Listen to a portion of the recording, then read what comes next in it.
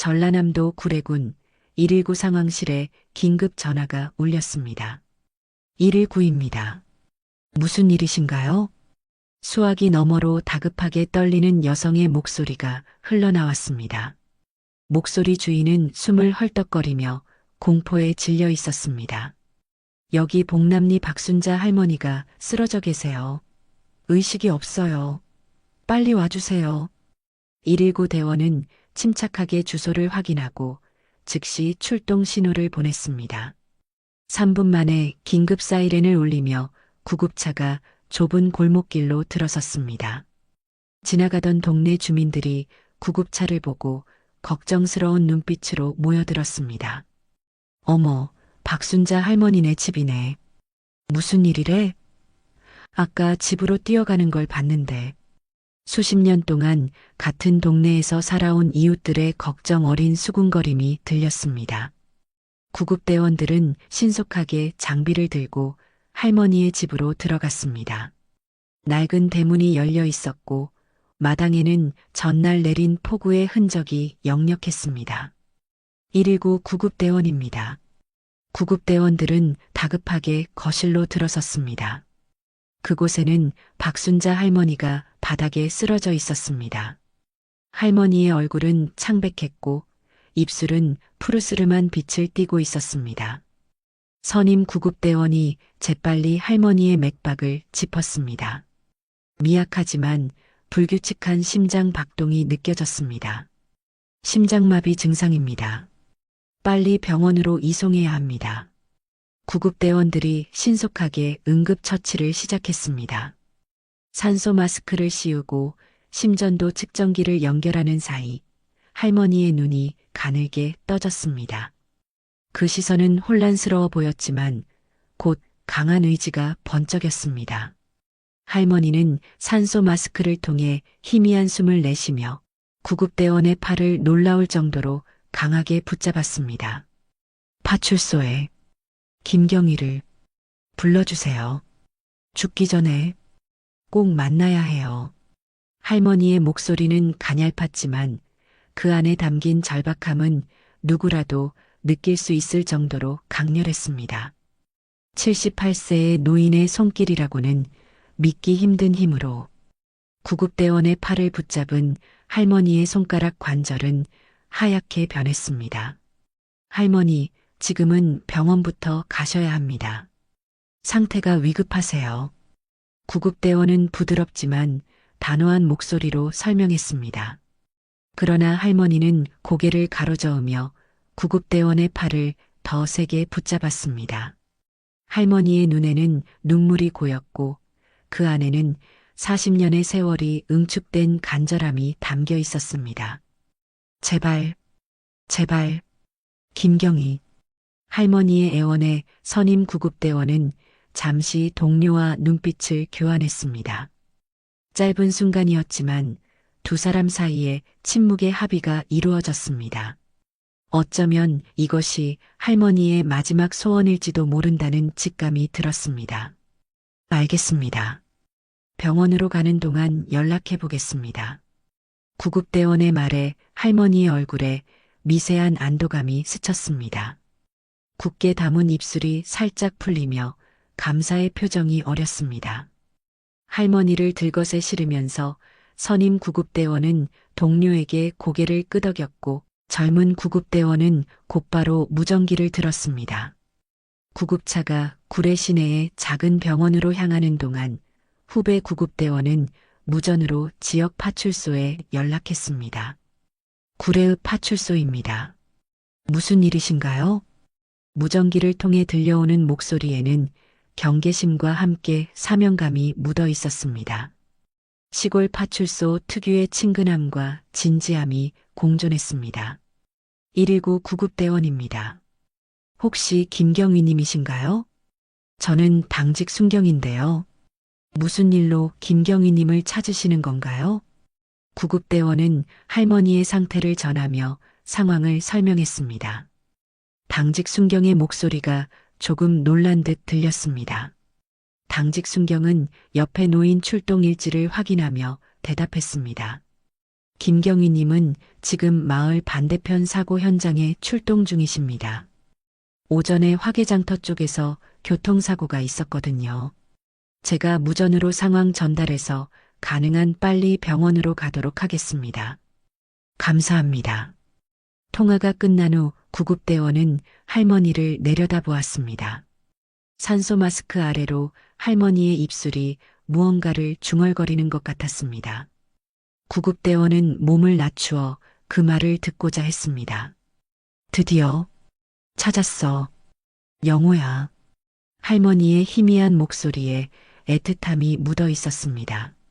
그것은 단순한 환자의 헛소리가 아니었습니다. 긴 세월의 그리움이 응축된 어머니의 간절함이었습니다. 그때였습니다. 혈압이 떨어지고 있습니다. 선임 구급대원의 목소리가 침착했지만 그 안에는 긴박함이 묻어 있었습니다. 모니터 화면의 초록색 선이 불규칙하게 움직이며 심장 박동이 약해지고 있음을 알려주었습니다. 심장 리듬이 불안정합니다. 지금 아트로핀 주입하겠습니다. 할머니의 얼굴은 점점 더 창백해졌고 주름진 손에는 파란 핏줄이 선명하게 드러났습니다.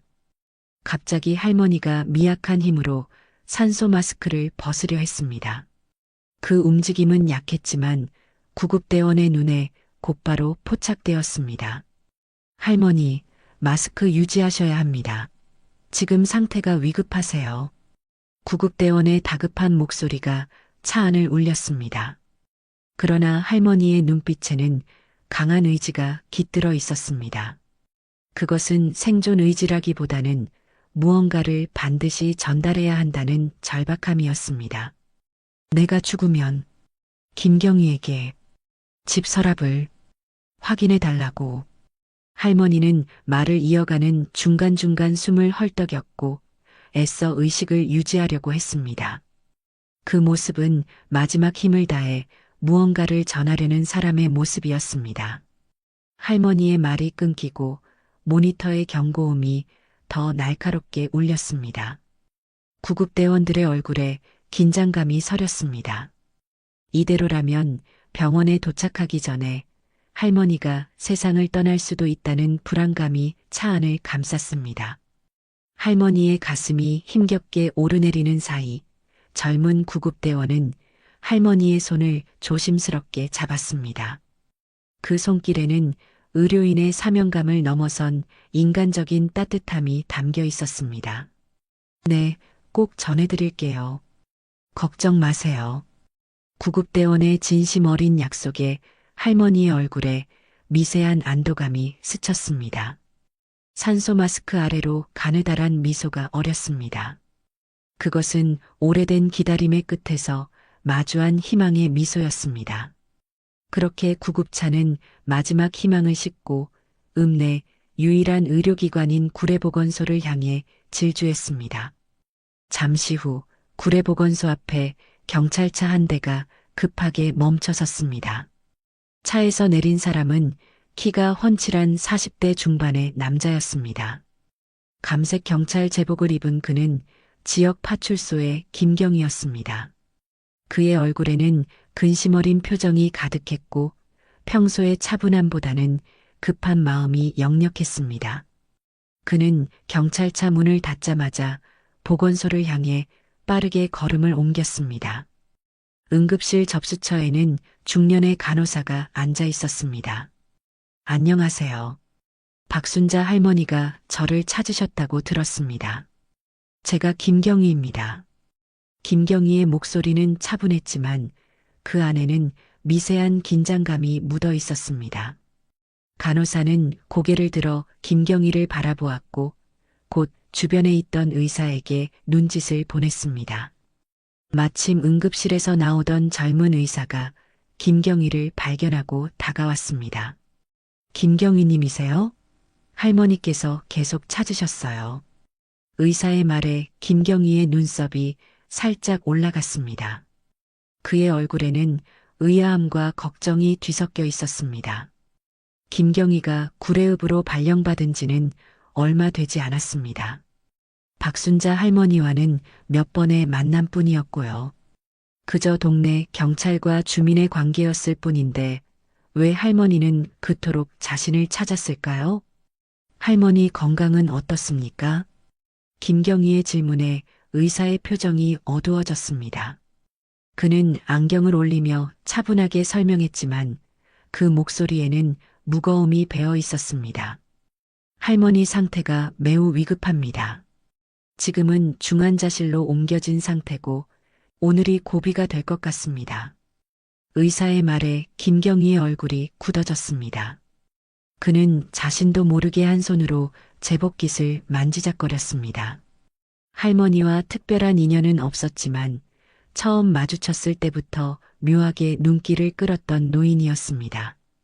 더구나 자신을 간절히 찾았다는 사실이 마음을 무겁게 했습니다. 그렇군요.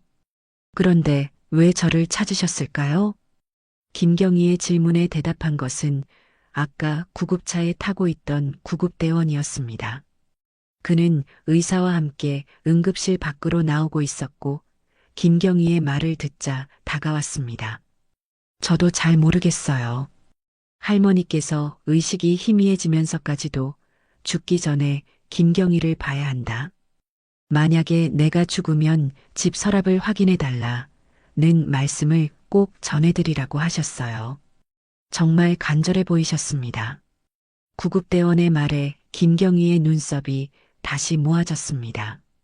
서랍? 할머니의 집에 있는 서랍에 무엇이 있다는 것일까? 김경희는 문득 발령 이후 할머니와 마주쳤던 몇 번의 짧은 만남을 떠올렸습니다. 할머니의 눈빛이 김경희를 보는 순간 묘하게 변했고 그 이후로도 두어 번 마주칠 때마다 할머니는 김경희를 유심히 살펴보는 듯한 시선을 보냈습니다. 당시에는 노인의 외로움이라고만 생각했습니다. 하지만 죽음 직전까지 자신을 찾는 모습에 무언가 이상함을 느꼈습니다. 김경희는 결심한 듯 고개를 들었습니다. 눈빛이 달라져 있었습니다. 알겠습니다. 즉시 가보겠습니다. 김경희는 고개를 끄덕이며 감사 인사를 건넸습니다. 출구로 향하는 그의 발걸음은 무겁지만 단단했습니다. 할머니가 그토록 자신을 찾았던 이유와 서랍에 숨겨진 비밀이 무엇일지 그의 가슴은 이상하게 두근거렸습니다. 그는 순찰차에 올라타며 지리산이 내려다 보이는 방향, 할머니의 집을 향해 시동을 걸었습니다. 얼마 지나지 않아 복남리라고 적힌 낡은 안내판이 나타났습니다. 김경희는 마을로 들어서며 속도를 줄였습니다. 도로는 점점 좁아졌고 양옆으로는 1970년대에 지어진 듯한 낡은 주택들이 늘어서 있었습니다. 이윽고 담장에 분홍빛 밭꽃이 피어있는 집이 눈에 들어왔습니다. 박순자 할머니의 집이었습니다. 김경희는 차를 세우고 내렸습니다. 그는 조심스럽게 대문을 밀고 마당으로 들어섰습니다. 그리고 조용히 현관문을 열었습니다. 문이 삐걱거리며 열렸고 조심스럽게 안으로 들어섰습니다. 집안은 조용했습니다. 거실에는 1980년대에 멈춰선 듯한 가구들이 놓여 있었습니다. 낡은 텔레비전, 목재 장롱, 그리고 오래된 수납장이 눈에 들어왔습니다. 마치 세월이 비켜간 것 같은 느낌이었습니다.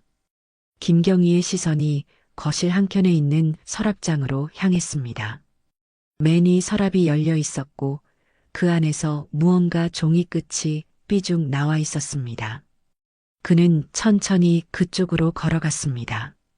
오래된 참나무로 만든 서랍장은 윤이 바른 채 수십 년의 시간을 증명하고 있었습니다. 김경희는 조심스럽게 서랍을 더 넓게 열었습니다. 서랍 안에는 낡은 사진첩과 함께 누렇게 변색된 신문과 전단지가 놓여 있었습니다. 김경희는 먼저 신문을 들었습니다. 신문은 1985년 4월 17일자였고 김경희는 그 날짜를 보는 순간 가슴이 묘하게 뛰었습니다. 그는 신문을 조심스럽게 펼쳤습니다. 일면에는 굵은 활자로 옷의 아동시장에서 실종, 가족 애타게 찾아 라는 헤드라인이 적혀 있었습니다.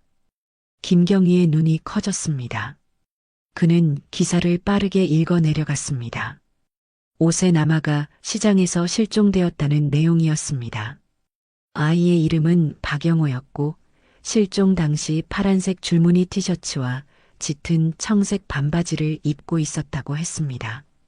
박영호. 김경희가 무의식적으로 그 이름을 읽었을 때 그의 가슴 깊은 곳에서 무언가가 움직이는 듯 했습니다. 그는 서랍을 더 살펴보기 시작했습니다. 다양한 시기에 만들어진 듯한 실종 신고 전단지도 있었습니다. 전단지마다 우리 아들을 찾아주세요라는 절박한 문구가 적혀 있었고 아래에는 할머니의 연락처가 남겨져 있었습니다. 그리고 김경희는 서랍 가장 아래에 있던 두꺼운 사진첩을 꺼냈습니다. 표지에는 우리 영호라고 정성스레 쓰여 있었습니다. 그는 천천히 사진첩을 펼쳤습니다. 갓난 아기 시절부터 점점 성장하는 한 남자아이의 모습이 담겨 있었습니다. 출생 직후의 사진, 100일 사진, 첫돌 사진, 그리고 그 이후로 매 생일마다 찍은 사진들이 순서대로 정리되어 있었습니다. 마지막 페이지를 넘기자 영호 5살, 계곡, 물놀이라고 적힌 사진이 나왔습니다. 웃고 있는 어린 소년의 모습이었습니다. 김경희는 그 사진을 자세히 들여다보았습니다. 갑자기 그의 시선이 사진 속 소년의 가슴 부위에 고정되었습니다. 그곳에는 특이한 모양의 화상 흉터가 선명하게 보였습니다. 잠깐, 김경희의 얼굴이 창백해졌습니다. 그의 손이 떨리기 시작했습니다. 그는 급하게 주변을 둘러보다가 거실 한쪽에 놓인 거울을 발견했습니다. 거울 앞으로 다가가 천천히 자신의 셔츠 버튼을 풀었습니다. 그리고 왼쪽 가슴부터 어깨까지 이어지는 자신의 흉터를 바라보았습니다. 반달 모양으로 시작해 별처럼 퍼져나가는 독특한 화상 흉터였습니다. 그는 어릴 적 그 흉터가 어떻게 생겼는지 기억하지 못했습니다. 고아원에서는 그가 발견될 당시 이미 흉터가 있었다고만 들었습니다. 김경희는 다시 사진으로 돌아와 자신의 흉터와 비교했습니다. 사진 속 어린 소년의 흉터와 자신의 흉터는 완벽하게 일치했습니다. 완전히 똑같아. 그는 숨을 헐떡이며 의자에 털썩 주저앉았습니다. 그의 마음은 혼란스러웠고 온몸이 떨려왔습니다. 그는 다시 사진을 들어 자신의 얼굴과 비교해 보았습니다. 어린 소년의 이목구비와 자신의 모습은 세월의 간극을 뛰어넘어 놀랍도록 닮아 있었습니다. 김경희는 사진첩을 무릎 위에 올려놓고 방안을 둘러보았습니다. 이제 모든 것이 이해되기 시작했습니다. 할머니가 자신을 처음 봤을 때의 그 놀란 눈빛, 그 이후로 자신을 마주칠 때마다 보이던 애틋한 시선, 그리고 마지막 순간에 자신을 찾았던 이유. 그는 눈을 감았고 얼마 전 할머니와 처음 마주쳤던 그날의 기억이 물밀듯이 밀려왔습니다.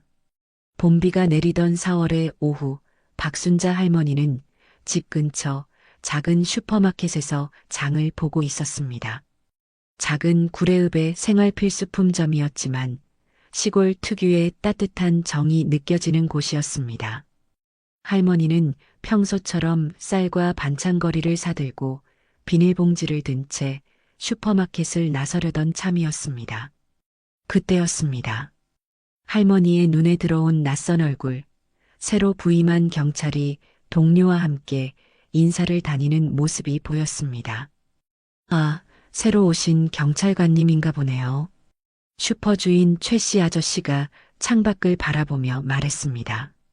순간 할머니의 마음은 그대로 멈춘 듯 했습니다. 새 경찰관의 옆모습, 특히 눈매와 콧날이 가슴을 철렁하게 만들었습니다. 너무나 익숙한 그러나 40년간 볼 수 없었던 모습이었습니다. 저 사람. 할머니는 자신도 모르게 작은 목소리로 중얼거렸습니다. 할머니는 지갑을 열어 안쪽 주머니에서 오래된 사진 한 장을 꺼냈습니다. 40년간 매일 지갑에 넣고 다녔던 5살 영호의 사진이었습니다.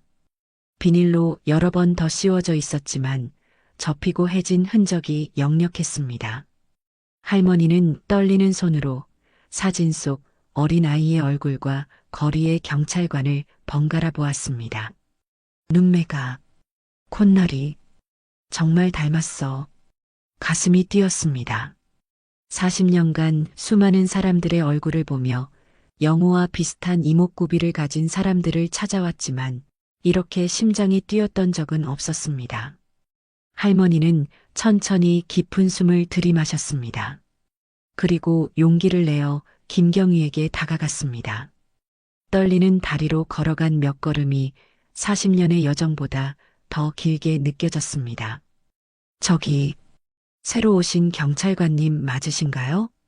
할머니의 목소리는 떨렸습니다. 김경희는 돌아보아 할머니를 바라보았습니다. 그 순간 할머니는 더 가까이서 그의 얼굴을 볼 수 있었습니다. 눈매, 콧날, 인매까지 영호를 닮은 얼굴이었습니다. 네, 이번에 처음 발령받았습니다. 김경희라고 합니다. 김경희가 공손하게 인사했습니다. 그의 목소리를 듣자 할머니는 왠지 모를 익숙함을 느꼈습니다. 비록 어린아이의 목소리가 성인의 목소리로 바뀌었지만 그 안에 담긴 특유의 음색은 할머니의 가슴을 울렸습니다. 실례지만 혹시 나이가 어떻게 되세요? 할머니의 사적인 질문에 김경희는 잠시 의아한 표정을 지었지만 곧 친절하게 대답했습니다. 올해로 45살입니다. 그 대답을 들은 할머니의 눈이 커졌습니다. 45살. 실종된 영호가 살아있다면 그 나이였습니다. 할머니는 잠시 말을 잇지 못했습니다. 숨이 가빠지고 심장이 빠르게 뛰었습니다. 혹시 어디서 자라셨나요? 김경희는 처음 만난 노인의 질문이 다소 사적이라고 느꼈을 수도 있었지만 나이 드신 분의 친근한 관심으로 받아들이며 자연스럽게 대답했습니다. 사실 저는 고아원에서 자랐습니다. 제 기록에 따르면 5살 무렵에 어떤 시장 근처에서 발견되었다고 하더군요. 할머니의 심장이 더 빠르게 뛰기 시작했습니다. 손에 들고 있던 장바구니가 흔들렸고 다리가 후들거렸습니다. 40년의 시간이 한순간에 무너지는 듯 했습니다. 김경희는 시계를 확인하고 정중하게 인사를 건넸습니다. 죄송합니다만 일이 있어서 이만 가봐야 할 것 같습니다. 다음에 뵙겠습니다. 혹시 도움이 필요하시면 파출소로 오세요. 김경희가 가벼운 목례와 함께 자리를 떠났습니다. 할머니는 그대로 서서 멀어지는 그의 뒷모습을 바라보았습니다. 봄비가 내리는 거리에서 할머니의 눈에서는 빗물보다 더 뜨거운 눈물이 흘러내렸습니다. 저 경찰, 우리 영호일 수 있어. 할머니는 떨리는 목소리로 중얼거렸습니다. 그리고 그 말과 함께 40년간 한 번도 꺼지지 않았던 희망의 불씨가 다시 활활 타오르기 시작했습니다. 그날 저녁 할머니는 흔들리는 다리로 집에 돌아왔습니다. 현관문을 닫는 순간부터 그녀의 손은 멈추지 않고 계속 떨렸습니다. 할머니는 거실 구석의 오래된 수납장으로 다가갔습니다. 가장 위에 있는 서랍을 열자 빛바랜 사진첩들이 가지런히 놓여 있었습니다. 할머니는 떨리는 손가락으로 한 장 한 장 넘기며 아들의 성장 과정을 따라갔습니다. 그 사진들 중에 가장 선명한 사진을 빼서 탁자 위에 올려놓았습니다. 그리고 오늘 만난 김경희의 얼굴을 떠올렸습니다. 눈매가 똑같아. 할머니는 사진 속 영호의 눈을 가리키며 중얼거렸습니다. 그리고 독특한 모양의 콧날, 웃을 때 오른쪽이 더 올라가는 입술의 모양까지 마치 시간을 건너뛰어 성장한 모습을 보는 것 같았습니다. 할머니의 심장은 쿵쾅거렸습니다. 하지만 이내 고민이 생겼습니다. 어떻게 더 물어봐야 할까? 갑자기 혹시 당신이 내 아들 아닌가요? 라고 할 수는 없잖아. 할머니는 탁자에 펼쳐진 사진들을 바라보며 생각에 잠겼습니다. 그렇게 수많은 고민으로 잠을 이루지 못한 채 할머니는 새벽녘에야 겨우 눈을 감았습니다. 그리고 다음 날 아침 창밖으로 보니 하늘이 어두워지며 빗방울이 떨어지기 시작했습니다. 라디오에서는 지리산 인근 지역에 호우경보가 내려졌다는 소식이 흘러나왔습니다. 구례읍에도 비상 대비를 하라는 안내 방송이 울렸습니다. 비가 오는구나. 할머니는 창밖을 바라보며 중얼거렸습니다. 잠시 후 마을 방송이 울렸습니다. 주민 여러분, 현재 복남천의 수위가 위험 수준에 도달했습니다. 하천 주변 주민들은 즉시 마을회관이나 학교 체육관으로 대피해 주시기 바랍니다. 반복합니다. 할머니는 그 방송을 듣고 걱정되기 시작했습니다. 할머니의 집은 복남천과 가까웠기 때문입니다. 그때였습니다. 현관문을 누군가 급하게 두드리는 소리가 들렸습니다. 계십니까? 경찰입니다. 목소리의 주인공은 김경이었습니다. 할머니는 반가움과 긴장이 뒤섞인 마음으로 문을 열었습니다. 김경희는 비에 흠뻑 젖은 채 서 있었습니다. 할머니, 빨리 대피해야 합니다. 복남천 제방이 위험한 상태입니다.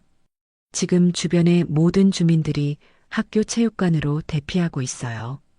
김경희의 목소리는 차분했지만 긴박함이 묻어 있었습니다. 할머니는 그를 바라보며 마음속으로 기도했습니다. 제발 이번에는 진짜일 거야. 40년 동안 기다렸어. 알겠습니다. 짐을 조금만 챙길게요. 할머니는 서둘러 대피소에 가져갈 짐을 챙기러 들어갔습니다. 그 순간 갑자기 우르릉 쾅 천둥 소리와 함께 집 뒤편에서 요란한 소리가 들렸습니다. 할머니가 놀라 밖으로 나가보니 지붕 일부가 무너지고 있었습니다. 그리고 더 심각한 문제는 집 뒤편의 작은 개울이 이미 범람하여 마당으로 물이 밀려들고 있다는 것이었습니다. 할머니, 지금 당장 나가야 해요. 김경희가 할머니에게 달려왔습니다.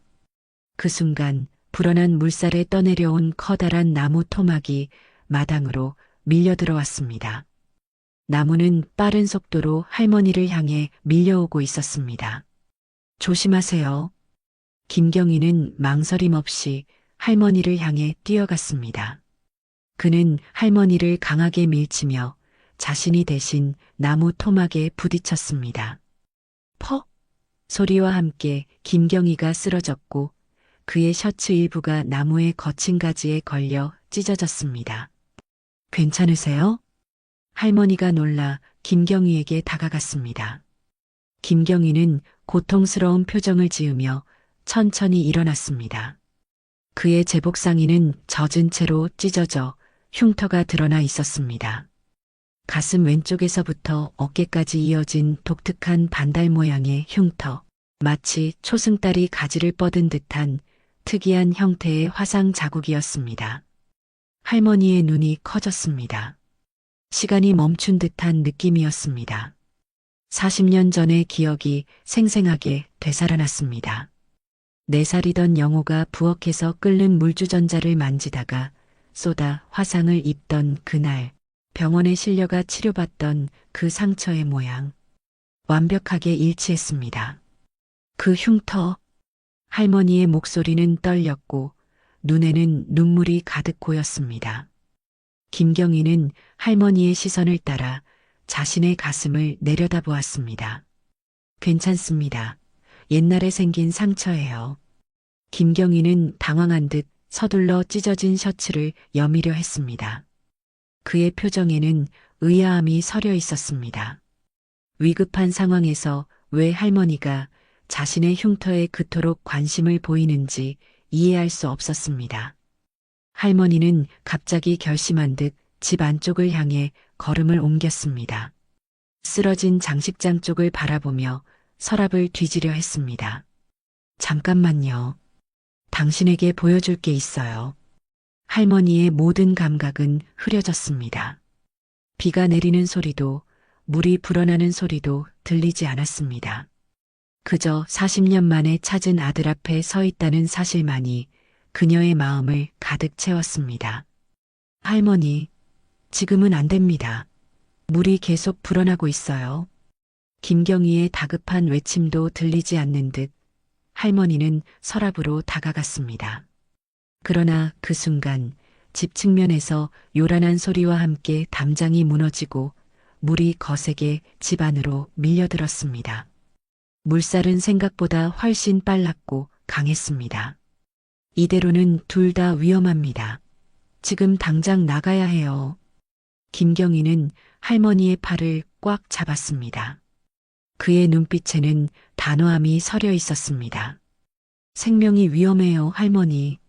지금 당장 나가야 합니다. 김경희의 간절한 외침에 할머니는 마지못해 고개를 끄덕였습니다. 물은 이미 발목까지 차올라 있었고 계속해서 높아지고 있었습니다. 두 사람은 급히 집을 빠져나와 마을 높은 곳에 위치한 학교 체육관을 향해 걸음을 옮겼습니다. 김경희는 할머니를 안전한 지점까지 데려다 준 뒤 또다시 현장으로 떠났습니다. 비에 젖은 길을 걸으며 할머니는 마음속으로 다짐했습니다.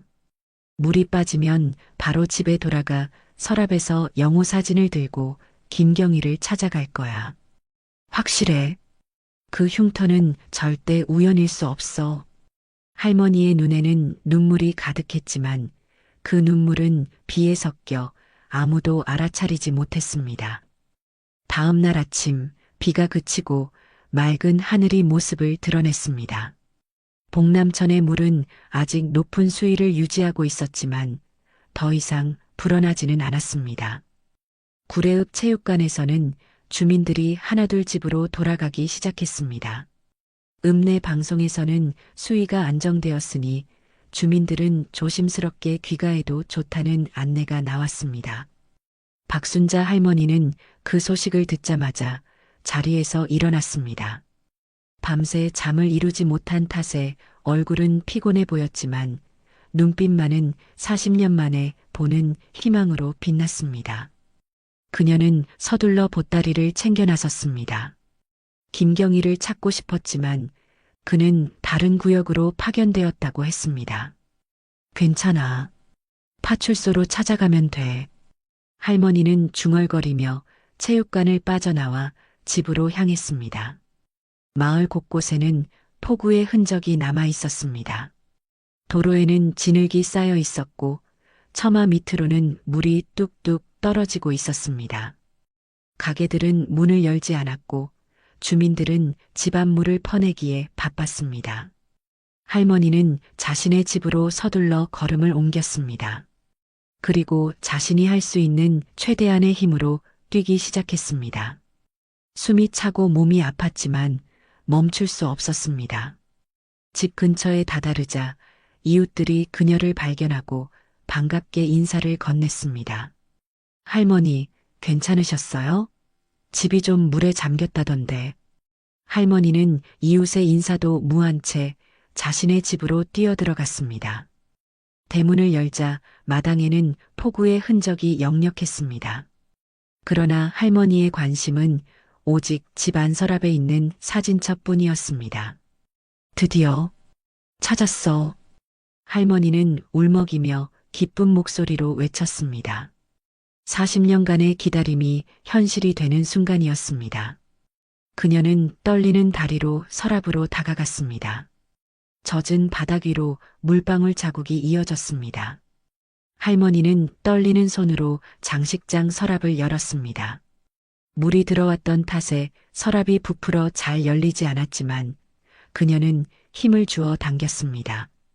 마침내 서랍이 열렸고 그 안에는 다행히 비닐로 잘 싸놓은 사진첩들이 무사히 보존되어 있었습니다. 영호야, 이제 엄마가 너를 찾았어. 사진첩을 꺼내려는 그 순간 갑자기 가슴이 조여오는 듯한 통증이 할머니를 덮쳤습니다. 마치 누군가가 가슴을 강하게 누르는 듯한 압박감이었습니다.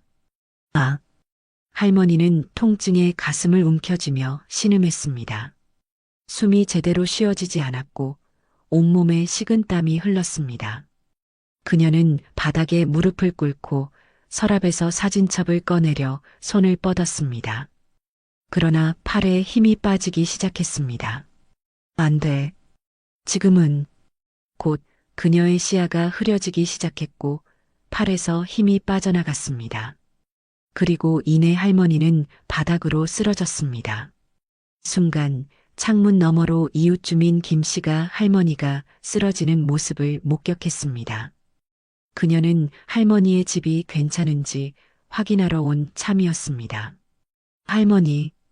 김 씨는 급히 대문을 열고 할머니의 집으로 달려갔습니다. 김 씨는 바닥에 쓰러진 할머니의 어깨를 흔들었지만 할머니는 의식이 희미한 상태였습니다. 즉시 휴대폰을 꺼내 119에 전화를 걸었습니다. 불과 몇 분 후 긴급 사이렌을 울리며 구급차가 도착했습니다. 구급대원들은 신속하게 할머니의 상태를 확인했습니다. 심장마비 증상입니다. 빨리 병원으로 이송해야 합니다. 구급대원들이 할머니를 들것에 옮기는 동안 할머니의 의식이 잠시 돌아왔습니다. 그녀는 흐릿한 시야로 구급대원을 바라보았고 떨리는 손으로 그의 팔을 붙잡았습니다. 파출소에 김경희를 불러주세요. 죽기 전에 꼭 만나야 해요. 할머니의 목소리는 가늘었지만 그 안에는 40년의 간절함이 담겨 있었습니다. 그렇게 할머니는 40년 만에 잃어버린 아들을 만나기 직전에 심장마비로 병원에 가게 된 것입니다. 이제 모든 것을 알게 된 김경희는 할머니, 아니 자신의 어머니 집에서 자신의 어릴 적 사진을 보며 눈물을 흘리고 있었습니다. 내가 실종된 그 아이라고? 김경희는 갑자기 일어나 벽을 짚고 섰습니다. 다리가 후들거리고 온몸에 식은땀이 흘렀습니다. 평생 자신이 누구인지 알 수 없었던 채로 살아왔던 그였지만 이제 모든 퍼즐이 맞춰지는 순간이었습니다. 40년 동안 나를 찾고 있었던 거야. 김경희의 눈에 갑자기 눈물이 맺혔습니다. 그것은 감정의 홍수였습니다. 충격과 혼란, 믿기지 않는 감정이 뒤섞여 있었습니다. 그는 고아원에서 자라며 언제나 자신의 부모가 왜 자신을 버렸는지 궁금해했습니다. 그런데 버림받은 것이 아니었습니다. 그는 잃어버려진 것이었고 그의 어머니는 40년 동안 단 하루도 그를 찾는 것을 포기하지 않았습니다. 한참을 서 있던 김경희는 깊게 숨을 들이마셨습니다. 머릿속의 혼란이 조금씩 가라앉고 결심한 듯한 표정이 얼굴에 서렸습니다. 박순자 할머니는 내 어머니야. 그 말을 입 밖으로 내뱉는 순간 갑자기 의료진이 했던 말이 김경희의 머릿속에 울렸습니다. 할머니 상태가 매우 위급합니다. 오늘이 고비가 될 것 같습니다. 그 말의 의미가 이제야 온전히 다가왔습니다. 그것은 단순한 환자의 상태가 아니었습니다. 그것은 자신의 어머니, 40년을 기다려온 어머니의 생명이 위험하다는 뜻이었습니다. 김경희의 얼굴이 공포로 일그러졌습니다. 어머니, 제발 무사하셔야 해요. 김경희는 급박한 모습으로 문을 열고 밖으로 뛰쳐나갔습니다. 경찰차 열쇠를 꺼내들고 시동을 걸었습니다. 사이렌을 울리며 그는 병원을 향해 달렸습니다.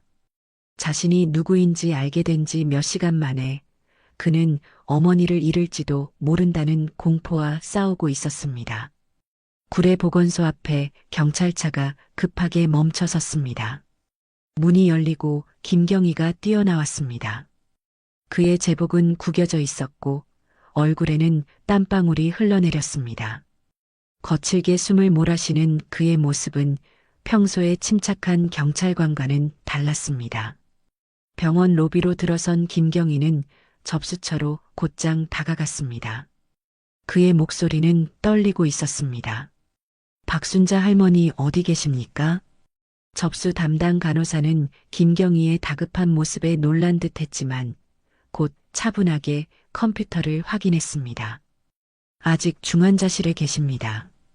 5층 동쪽 병동입니다. 간호사의 말에 김경희의 얼굴이 창백해졌습니다. 중환자실이라는 단어가 가슴을 무겁게 눌렀습니다. 그는 아무 말 없이 고개를 끄덕인 후 서둘러 엘리베이터로 향했습니다. 5층에 도착한 김경희는 중환자실 앞 복도에 섰습니다. 중환자실 유리창 너머로 각종 의료기기에 둘러싸인 할머니의 모습이 보였습니다. 산소 마스크를 쓴 채 누워있는 할머니는 너무 작고 약해 보였습니다. 김경희는 손에 쥔 사진을 내려다보았습니다. 40년 전 5살 소년 영호와 그의 어머니가 함께 웃고 있는 사진이었습니다. 그의 눈에서 뜨거운 눈물이 흘러내렸지만 그는 필사적으로 참으려 했습니다. 담당 의사가 차트를 들고 중환자실에서 나오는 것을 본 김경희는 급히 다가갔습니다. 선생님, 잠시만요. 의사는 걸음을 멈추고 김경희를 바라보았습니다. 경찰 제복을 입은 사람이 눈물을 글썽이며 서 있는 모습에 의아한 표정이었습니다. 제가 그분의 아들입니다. 보게 해주세요. 김경희의 목소리가 갈라졌습니다. 의사의 눈이 커졌습니다. 아들이요? 박순자 할머니? 의사의 놀란 표정은 이해할 만했습니다. 박순자 할머니는 혼자 살고 있었고 어렴풋이 아들이 실종됐다는 이야기를 들었기 때문입니다. 그리고 지금 경찰관이 자신이 그 아들이라고 주장하고 있었습니다. 김경희는 떨리는 손으로 사진을 내밀었습니다. 이 사진 속 아이가 저입니다. 의사는 사진을 자세히 살펴보았습니다. 그러나 곧 그의 표정이 안타까움으로 바뀌었습니다. 유감스럽지만 지금은 상태가 매우 위중해 면회가 불가능합니다. 심장 기능이 계속 약화되고 있어요. 안정될 때까지 기다리셔야 합니다. 의사의 말에 김경희의 어깨가 축 처졌습니다. 그의 눈에서 참았던 눈물이 흘러내렸습니다. 40년 만에 찾았는데 제발. 그의 목소리에는 간절함과 절박함이 묻어 있었습니다. 40년을 기다린 어머니, 그리고 이제야 자신의 정체를 알게 된 아들. 그 재회가 이렇게 끝날 수는 없었습니다. 의사는 김경희의 어깨를 가만히 짚었습니다. 그의 눈빛에는 연민과 안타까움이 담겨 있었습니다. 최선을 다하고 있습니다. 조금만 기다려주세요. 할머니의 상태가 조금이라도 안정되면 짧게 면회를 허락해드리겠습니다. 김경희는 고개를 끄덕였지만 그의 눈빛에는 여전히 불안과 초조함이 가득했습니다. 그는 중환자실 유리창 앞에 서서 어머니의 모습을 바라보았습니다.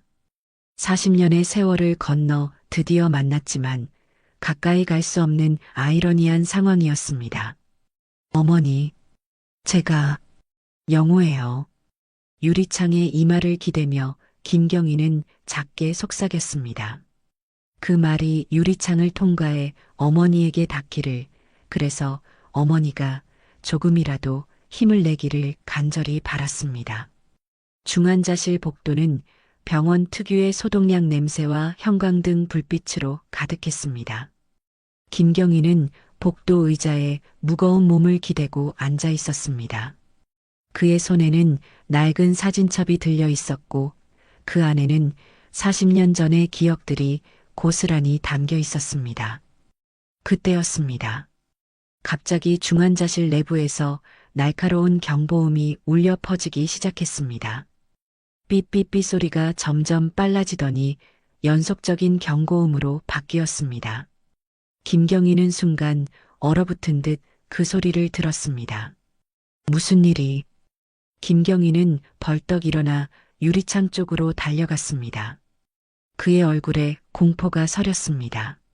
중환자실 내부에서는 의료진들이 할머니의 병상으로 급히 뛰어들어가고 있었습니다. 간호사들이 카트를 밀고 달려오는 소리, 의사들의 긴박한 지시 소리가 복도까지 들렸습니다. 코드 블루, 심정지 위기 상황입니다.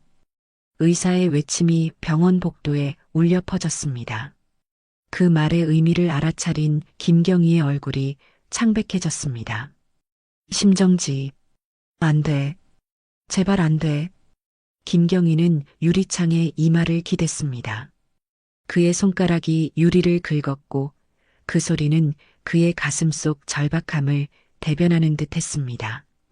유리창 너머로 의료진들이 심장 충격기를 준비하고 한 의사가 할머니의 가슴을 힘차게 누르는 모습이 보였습니다.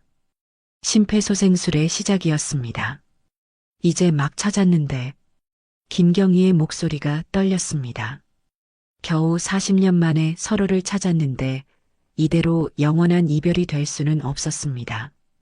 그의 눈에서 눈물이 쏟아졌고 더 이상 감출 수 없었습니다. 경찰 제복을 입은 40대 중년 남성의 얼굴에서 흘러내리는 눈물은 마치 5살 소년의 그것처럼 순수하고 절박했습니다. 1, 2, 3 충격. 의사의 외침과 함께 심장 충격기의 소리가 들렸습니다. 할머니의 몸이 잠시 들썩였다가 다시 침대에 가만히 놓였습니다. 모니터에는 여전히 경고음과 함께 평평한 선이 이어지고 있었습니다. 다시 1, 2, 3 충격. 두 번째 시도, 세 번째 시도. 김경희는 그 모습을 그저 바라만 보고 있을 수 없었습니다. 그는 무릎을 꿇고 주먹으로 바닥을 내리쳤습니다. 그것은 무력감의 표현이었고 인생의 불공정함에 대한 항의였습니다. 그들의 이야기는 이렇게 끝나기엔 너무 잔인했습니다. 제발 사셔야 해요. 김경희의 간절한 기도가 복도에 울렸습니다. 그렇게 중환자실 내부의 긴박함은 한참 동안 이어졌습니다. 의료진들은 쉬지 않고 할머니의 상태를 안정시키기 위해 노력했고 김경희는 유리창 너머로 그 모든 과정을 지켜보았습니다. 마침내 여러 번의 시도 끝에 담당 의사가 한숨을 깊게 내쉬며 중환자실을 나왔습니다. 그의 어깨는 처져 있었고 이마에는 땀이 맺혀 있었습니다. 의사는 김경희에게 천천히 다가왔습니다. 그의 눈빛에는 이미 말하기 어려운 진실이 담겨 있었습니다. 김경희님, 최선을 다했지만 심장 기능이 매우 불안정합니다. 생명이 위급한 상황이에요. 의사의 목소리는 조용했지만 그 말의 무게는 천근만근이었습니다. 김경희의 눈동자가 흔들렸고 그는 말을 잇지 못했습니다. 얼굴에서 모든 혈색이 사라졌습니다. 무슨 말씀이시죠? 김경희의 목소리는 들릴 듯 말 듯 작았습니다. 그것은 질문이라기보다는 현실을 부정하고 싶은 간절한 바람이었습니다. 의사는 김경희의 팔을 가만히 잡았습니다. 그의 손길에는 의료인으로서의 전문성과 함께 한 인간으로서의 연민이 담겨 있었습니다. 아들이라고 들었습니다. 마지막 작별 인사를 원하신다면 잠시 들어가실 수 있게 해드리겠습니다.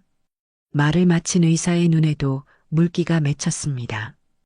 김경희는 아무 말 없이 고개를 끄덕였습니다.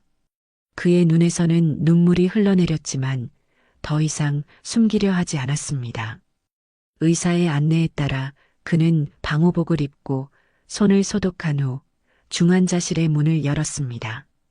그의 발걸음은 무거웠고 각 걸음마다 40년의 세월이 담겨 있는 듯 했습니다.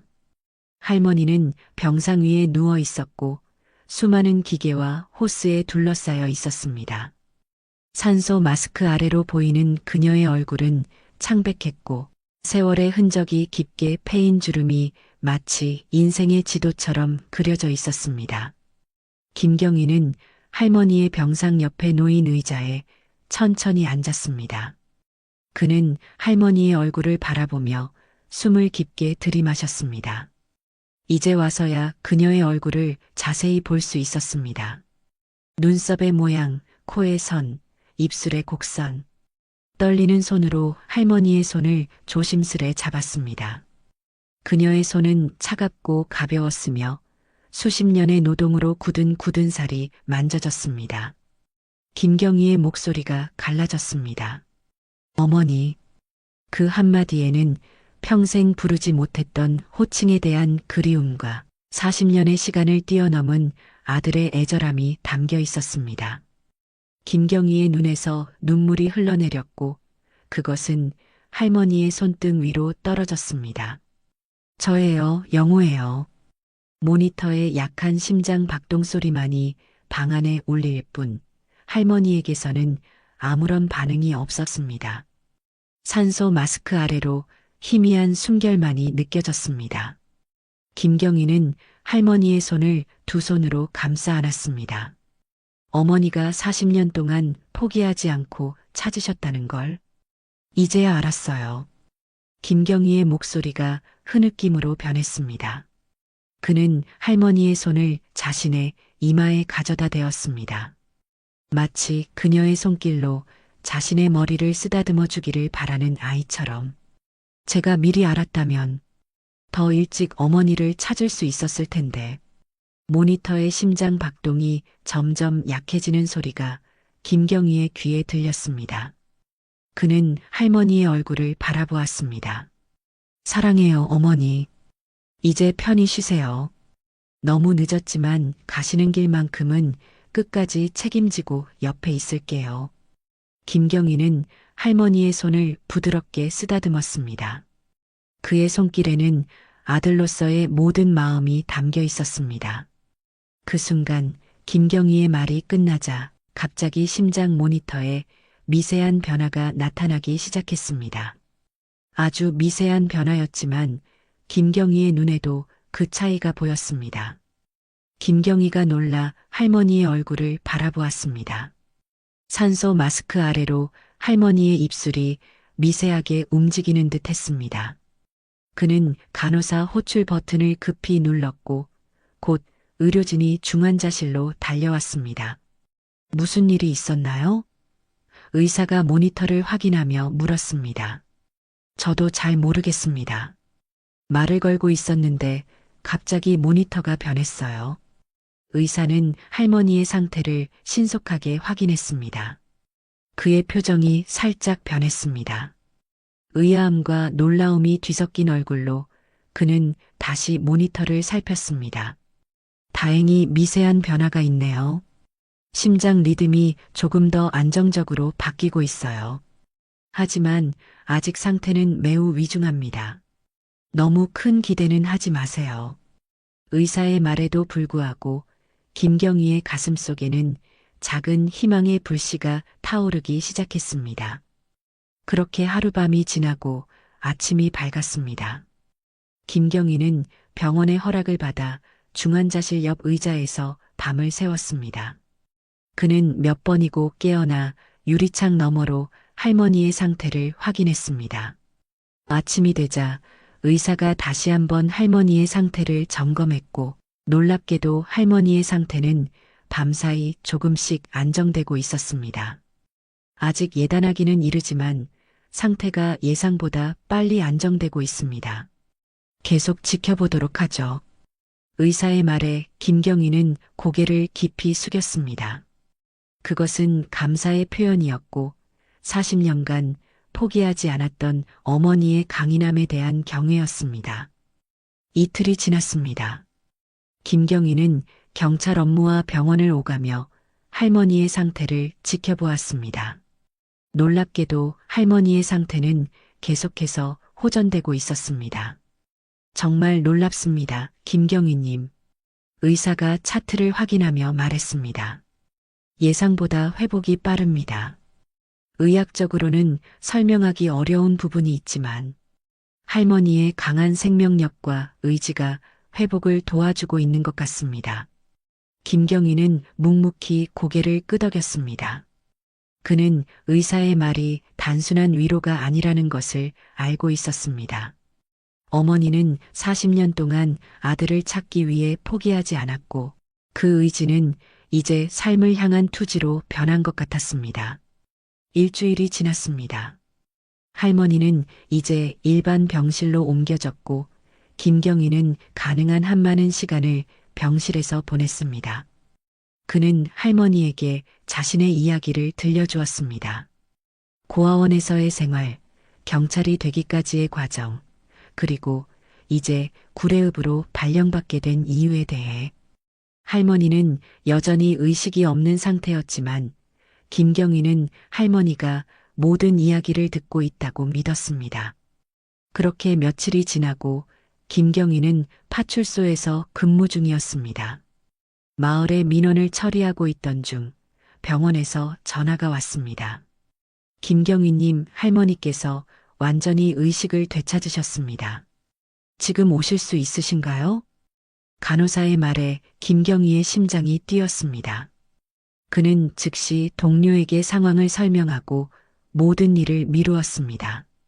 경찰차를 타고 병원으로 향하는 길, 그의 마음은 이미 병실에 가 있었습니다.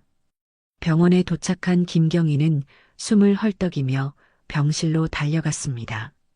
그는 아직 제복을 입은 채였고 모자는 어디선가 떨어뜨렸을 것입니다. 병실 앞에서 그는 잠시 멈춰 섰습니다. 40년 만에 진정한 재회의 순간이 이제 문 하나를 사이에 두고 있었습니다. 심호흡을 한 후 김경희는 조심스럽게 문을 열었습니다. 병실 안에는 의사와 간호사가 할머니의 상태를 점검하고 있었고 할머니는 침대에 반쯤 일으켜 앉아 있었습니다. 그녀의 얼굴은 여전히 창백했지만 눈빛에는 생기가 돌아와 있었습니다. 의사는 김경희를 보자 고개를 끄덕였습니다. 들어오세요. 할머니의 의식이 완전히 돌아오셨습니다. 조금씩 대화도 가능하세요.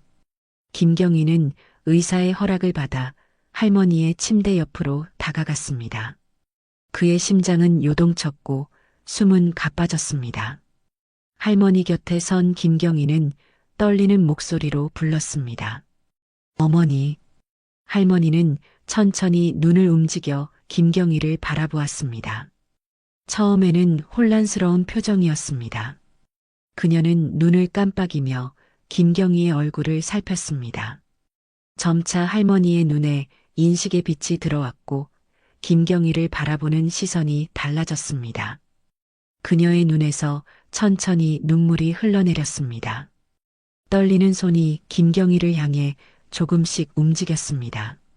그것은 40년 동안 간직해온 꿈이 현실이 되는 순간이었습니다.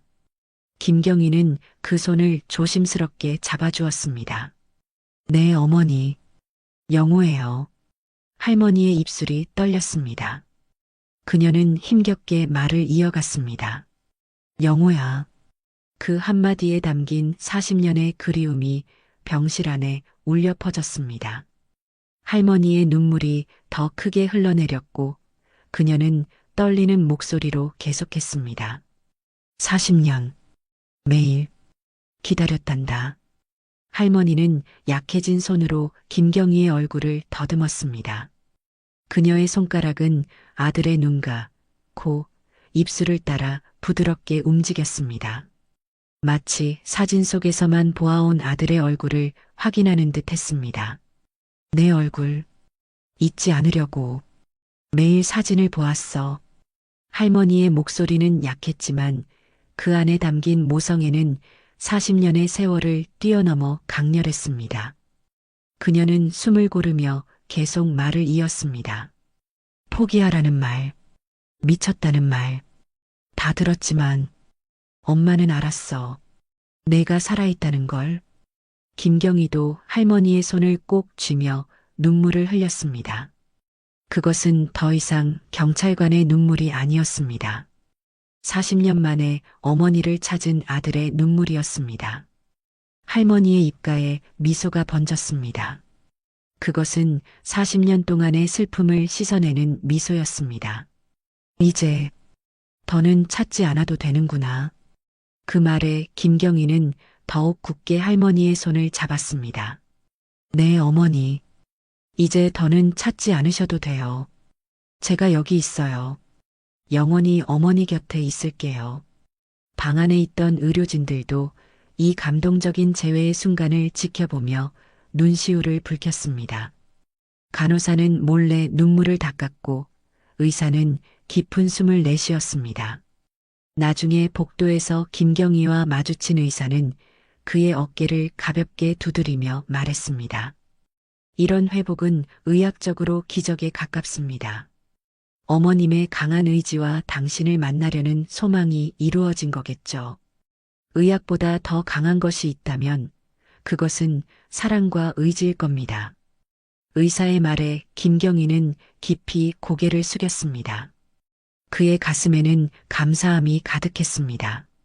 40년의 기다림과 찾음이 마침내 결실을 맺은 순간 그는 비로소 자신의 뿌리를 찾았습니다. 어느 초여름의 따스한 햇살이 구례읍 복남리의 작은 마을을 비추고 있었습니다. 박순자 할머니의 집 마당에는 진달래와 철쭉이 활짝 피어 예쁜 색깔로 담장을 장식하고 있었습니다. 집 앞 작은 텃밭에는 새로 심은 상추와 고추 모종이 싱그럽게 자라고 있었고 오래된 감나무 아래에는 평상이 놓여 있었습니다. 할머니가 태어난 지 2주가 지난 토요일 오후 김경희는 제복 대신 깔끔한 캐주얼 차림으로 할머니 집을 방문했습니다. 그의 손에는 서류 봉투와 함께 정성스럽게 포장된 선물 상자가 들려 있었습니다. 그는 문을 노크하기 전에 잠시 멈춰서서 깊은 숨을 들이마셨습니다. 지난 몇 주간 그의 인생은 완전히 바뀌었습니다. 40년간 알지 못했던 자신의 정체성과 가족을 찾았고 이제 새로운 시작을 앞두고 있었습니다. 영호야, 들어오렴. 할머니의 부드러운 목소리가 문 너머로 들렸습니다. 아직도 영호라는 이름이 낯설게 느껴졌지만 김경희는 미소를 지으며 문을 열고 들어섰습니다. 할머니는 부엌에서 무언가를 준비하고 있었고 집안에는 따뜻한 식사 냄새가 가득했습니다. 어머니, 안녕하세요. 김경희는 신발을 벗고 거실로 들어섰습니다. 할머니는 손을 닦으며 나왔고 그녀의 얼굴에는 밝은 미소가 어려 있었습니다. 병원에서의 위태로운 모습은 온데간데없고 생기가 돌아온 얼굴이었습니다. 그녀의 눈빛에는 40년의 슬픔 대신 행복이 가득했습니다. 김경희는 테이블 위에 서류 봉투를 올려놓았습니다. 어머니, 법원에 신청서를 제출했습니다. 조만간 제가 공식적으로 박영호가 될 거예요. 할머니의 눈에 눈물이 맺혔습니다. 그녀는 감격에 찬 표정으로 김경희를 바라보았습니다. 내가 내 아들인 건 처음 봤을 때부터 알았단다. 내 심장이 알았어. 40년이 지났어도 엄마는 자기 아이를 알아보는 법이야. 김경희는 미소 지으며 할머니의 손을 조심스럽게 잡았습니다. 저를 찾아주셔서 감사해요, 어머니. 박순자 할머니는 아들을 꼭 안아주었습니다. 그녀의 작은 몸은 떨리고 있었지만 그 품은 따뜻하고 단단했습니다. 정말 꿈만 같구나. 내 아들 영호. 이제 꿈에서도 더 이상 너를 찾지 않아도 되겠구나. 두 사람은 한참 동안 아무 말 없이 서로를 아는 채로 있었습니다. 그 순간 문 밖에서 소란스러운 소리가 들렸습니다. 김경희는 창문을 통해 밖을 내다보았고 놀랍게도 동네 주민들이 음식과 선물을 들고 모여 있는 모습이 보였습니다. 이게 무슨? 할머니는 부드럽게 웃었습니다. 마을 사람들이 환영회를 준비했어. 문을 열자 마을 주민 20명 정도가 박수를 치며 서 있었습니다. 그들 중 많은 이들은 할머니의 40년 이야기를 알고 있었고 그 결말을 직접 목격하게 되어 기뻐하고 있었습니다. 축하합니다, 김경희님. 아니, 이제 영호라고 불러야 하나요? 마을 이장이 웃으며 말했습니다. 사람들이 차례로 집 안으로 들어와 작은 파티가 시작되었습니다. 술과 안주가 나오고 웃음소리가 집안을 가득 채웠습니다. 밤이 깊어지고 손님들이 하나둘 떠난 후 김경희와 할머니는 마당의 평상에 나란히 앉았습니다. 밤하늘에는 별이 가득했고 멀리서 개구리 울음소리가 들려왔습니다. 어머니 곁으로 이사 오려고요. 김경희가 조용히 말했습니다. 읍내에 전세 아파트를 구했어요. 걸어서 10분 거리예요. 퇴근 후에 매일 어머니와 저녁을 함께 할 수 있을 것 같아요. 할머니의 눈이 반짝였습니다. 정말이니? 매일 볼 수 있는 거니? 네, 이제부터는 매일이요. 김경희는 주머니에서 접힌 종이를 꺼내 펼쳤습니다. 그것은 여행 계획이 적힌 종이였습니다. 어머니한테 세상의 많은 것들을 보여드리고 싶어요. 아들로서요. 제주도 설악산, 그리고 가을에는 내장산의 단풍도 보러 가고 싶어요. 우리가 함께 만들 추억이 너무 많아요. 할머니는 행복한 표정으로 고개를 끄덕였습니다. 둘은 한참 동안 별을 바라보며 이야기를 나누었습니다. 김경희는 주머니에서 스마트폰을 꺼내 카메라를 켰습니다. 어머니, 우리 함께 사진 한 장 찍을까요? 이제부터 매일 함께 사진을 찍을 수 있겠지만 오늘은 특별한 날이니까요. 할머니는 긴장한 듯 했지만 기꺼이 고개를 끄덕였습니다. 두 사람은 나란히 앉았고 김경희는 스마트폰을 들어 올렸습니다. 하나, 둘, 셋. 카메라 플래시가 터지고 화면에는 행복하게 웃고 있는 모자의 모습이 담겼습니다. 김경희는 사진을 확인한 후 할머니에게 보여주었습니다. 이제부터는 따로가 아닌 함께인 우리의 새로운 시작입니다, 어머니. 할머니의 얼굴에 행복한 미소가 번졌습니다. 그녀는 아들의 손을 꼭 잡았고 두 사람의 시선은 밤하늘의 별들을 향했습니다. 40년의 기다림 끝에 찾은 서로, 이제 그들 앞에는 함께할 수 있는 새로운 시간이 펼쳐져 있었습니다. 실종 아동을 찾는 데에는 결코 너무 늦은 때란 없습니다. 포기하지 마세요. 당신의 아이는 어딘가에서 여전히 당신을 기다리고 있을지도 모릅니다. 세상의 모든 실종된 아이를 찾고 있는 부모에게 꼭 이 말을 하고 싶었습니다. 지금까지 저의 이야기를 들어주셔서 감사합니다.